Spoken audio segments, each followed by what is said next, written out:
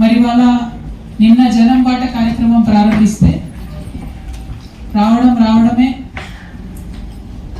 నిజామాబాద్ పట్టణంలో మా ఆత్మీయంగా మా కార్యకర్తల నాయకుల్ని పలకరించుకున్న తర్వాత ఎంచా అనే గ్రామంలో బోధనలో మరి ముంపు గురైనటువంటి గ్రామాలను ఆ పొలాలను పరిశీలించడానికి వెళ్ళడం జరిగింది.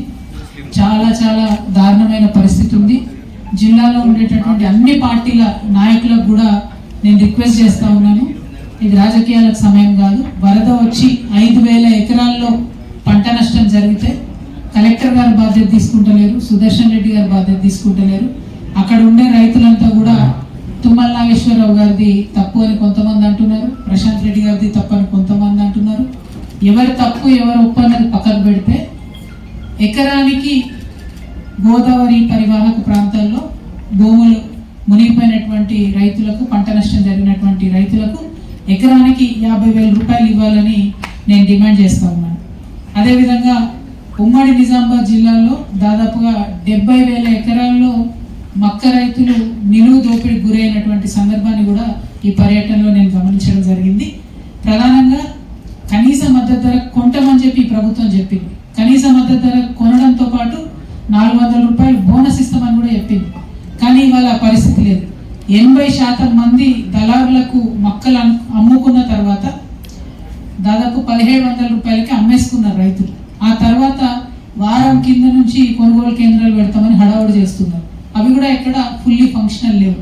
సో నేను రిక్వెస్ట్ చేసేది ఏంటంటే, ఈ ప్రభుత్వాన్ని డిమాండ్ చేసేది ఏంటంటే, మీ అలసత్వం వల్ల, మీరు ఆలస్యం చేయడం వల్ల, మీ పట్టిలేనితనం వల్ల ఒక్కొక్క మక్క రైతుకు 700 రూపాయల నష్టం జరిగింది పర్ క్వింటల్. తక్షణమే మక్క రైతులకు బోనస్ చెల్లించాలని, మక్క కొనుగోలు కేంద్రాలని ప్రారంభించాలని ఈ సందర్భంగా డిమాండ్ చేస్తున్నాం. సేమ్ ఇదే విషయం వరి రైతులకు కూడా జరిగింది. మొత్తం దళారులు కొనేసుకొని వెళ్ళిపోయిన తర్వాత ఇప్పటి వరకు కూడా ప్రభుత్వం మేల్కోకపోవడం చాలా దారుణం. చాలా చోట్ల తడిసి ముద్దైపోయింది ధాన్యం, మొలకలెత్తుతున్నది, బూజు పడుతున్నది.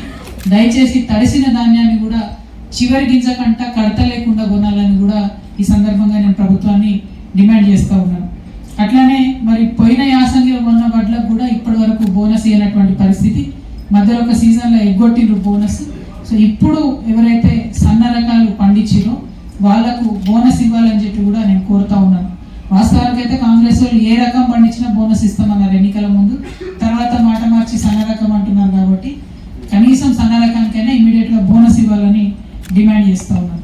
అట్లానే బీడీ కార్మికులకు సంబంధించి మీరు చూస్తున్నారు, ఒక్కొక్కసారి ఒక్కొక్క కంపెనీ ఆడబిడ్డలకు ఇవ్వాల్సినటువంటి జీతాల్లో దాదాపు డబ్బుల్లో దాదాపు 10 రూపాయలు పోసేస్తున్నటువంటి పరిస్థితి. నిన్న మొన్న ఒక కంపెనీ మీద మన వాళ్ళందరూ పెద్ద ఎత్తున ధర్నా చేసింది.